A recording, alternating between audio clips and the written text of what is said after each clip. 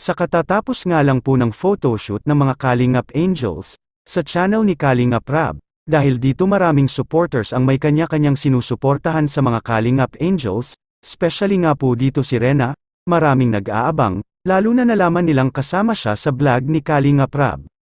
Sobrang saya ang mga supporters ni Rena, dahil muli nilang nakita ang nag-iisang Princess Rena ng Kalingap. Bukod dito, talaga naman pinakita at pinabilib ni Rena ang mga supporters niya, na kaya niyang sumabay sa mga Kalingap Angels, gaya na lang ng pagpo-post.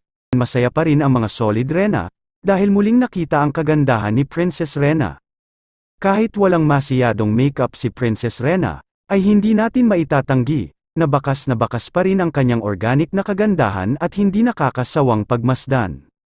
Pinapahanga talaga tayo si Rena, dahil marunong siya sumunod at makinig sa sinasabi ni Kalingap Rab, at higit po dyan mga kaagapay, talagang kayang-kaya na rin sumabay si Princess Rena sa mga Kalingap Angels, at hindi nagpapatalo kung baga napaka-confidence po niya. Kung tutuusin nga po mas tinalo pa niya si Carla, na alam naman po natin, na mahiyain at hindi pa sanay sa mga photoshoot, at kulang pa sa confidence sa kanyang sarili si Carla.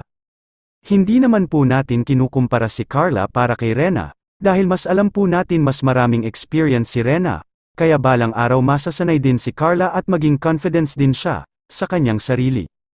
Kung mapapansin niyo mga kaagapay, si Carla ay parang mapapaiyak ito, habang pinipikturan dahil nga, hindi sanay at naiilang sa maraming tao. Kaya ang mga Kalingap Angels ay pinapalakas ang loob ni Carla para hindi siya mahiya. At syempre nandyan din si Jomar na, support para kay Carla, para ganun maging confidence din siya sa kanyang sarili.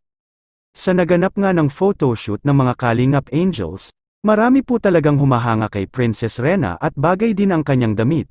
Kung baga siya ang star for the night ng Kalingap Angel, si Princess Rena sa naganap na photoshoot. Samantala ako, naman tayo kila Jomar Kalingap Edo at kay Princess Rena, maraming netizens ang nakapansin sa tatlo. Kahit sabihin po natin nagkaroon sila Edo at Jomar ng katandim sa ibang beneficiaries ng Kalingap, pero maraming nakapansin sa tatlo, na mas namiss nila, yung ngiting Edren ngiting Jomaren.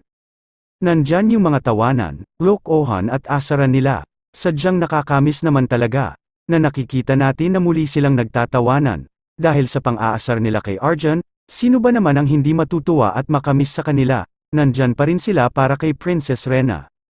Kaya marami ang mga netizens ang nasiyahan sa kanilang napanood dahil sa pagtatagpo nilang tatlo at pagsuporta nila kay Rena bilang kuya ni Princess Rena. Kahit si Kalingap Rab napapabilib sa kakayahan ni Princess Rena, dahil nga sa pinakitang kakayahan ni Rena at malaki ang kanyang improvement, kung mapansin niyo mga kaagapay, nagtatakip na rin ang bunganga pag ito ay tumetawa, ibig sabihin lang ito mahiyain na rin ang ating Princess Rena.